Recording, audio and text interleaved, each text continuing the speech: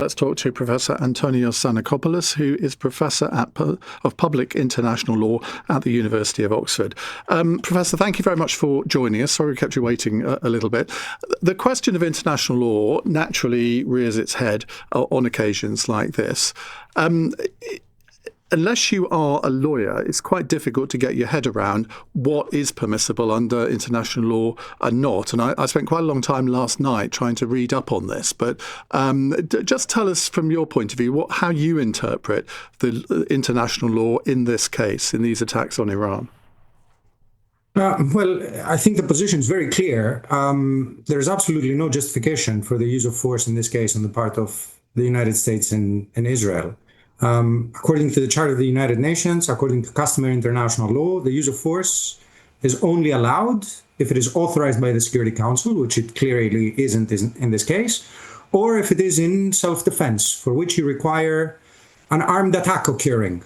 Now, of course, there are interpretations that say this may extend to situations where the armed attack is absolutely imminent. But of course, the question of imminence is a question of fact.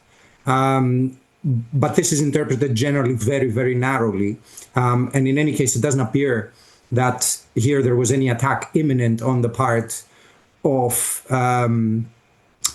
Iran, either against Israel or against the United States. If anything, they were still engaged in negotiations in Oman up until the point where the use of force started. So the position in international law is pretty clear as to there being no justification in this case. And I wonder if you've come across any positions that say this is actually justified under international law and on what basis. Well, there are quite a few people who think it is justified. But Mark Carney... Could you name a few? Mark Carney is not a lawyer, though. No, nor am I. Nor am I, which is why I asked you the question. But can you name how many wars have been basically given approval by the United Nations since 1949?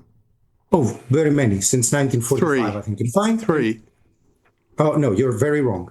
We had authorizations for the use of force in the former Yugoslavia. We've had authorization for the use of force in Libya. We've had authorization for the use of force in Kuwait, and we've had more limited authorizations for the use of force in all sorts of other situations. The overwhelming majority of military attacks and wars have come without the auspices of the United Nations.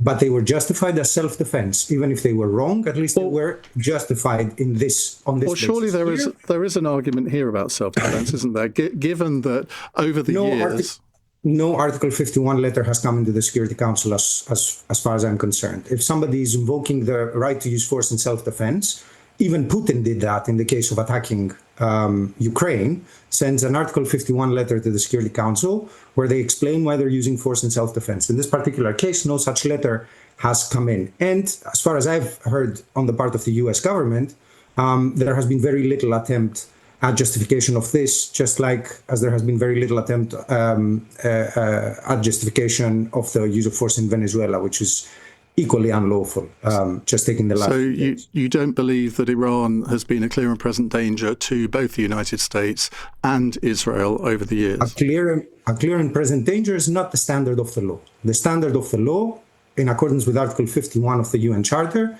is that a state has the right to use force in individual or collective self-defense if an armed attack occurs.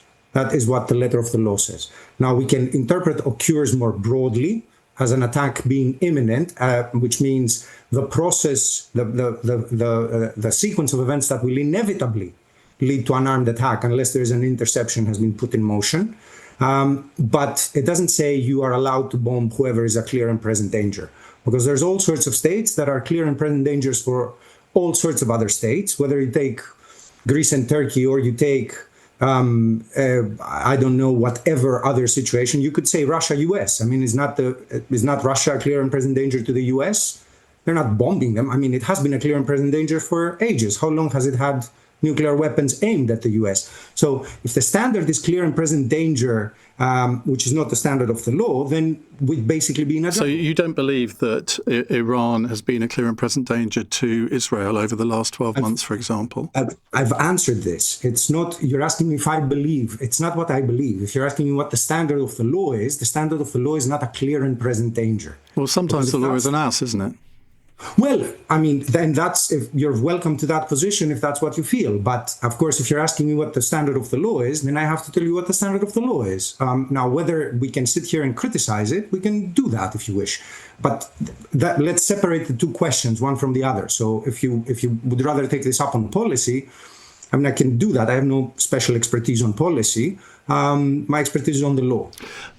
A lot of people, I think, in Iran, not everybody, but I think a lot of the population, particularly those who supported the January protests, they will take the view that the law international law hasn't protected them over the years. And maybe we should start thinking about people rather than laws. I mean, yes, of course we could do that, but of course international law is made by states and it is meant to be there to protect states, not necessarily directly the people. That's again a criticism that you can level, but that has to do with how the system is structured, because of course we're talking about the protection of people. Then you could take up the issue that you have with Iran with all sorts of other states around the world, which the United States is not currently bombing, where people are suffering. So it becomes a little bit more complicated. So if you want to have a law that protects people, that's fine, but then you would have to be intervening to protect the people everywhere, which is not, of course, what the United States is doing, or anybody else for that matter. So international law, the characteristic is particularly this, that it has been created by states. The states are the lawmakers. The states are the primary subjects of that law. And the law is created to protect them, in particular from intervention and from the use of force. With respect to people, there are human rights obligations that apply. When those human rights obligations are being violated, there are all sorts of reactions that states can take. But these do not include the use of armed force. So this kind of attempt of bombing from high altitude to protect human rights has not served us very well. It has been taken in the past. It hasn't served us very well. Again, there we could stray into question of policies, Mr. Dale. But if the previous history is anything to go by, then high altitude bombing hasn't really protected human rights. Thank you very much indeed for joining us. That's Professor Antonios Dzanakopoulos, Professor of Public International Law at the University of Oxford.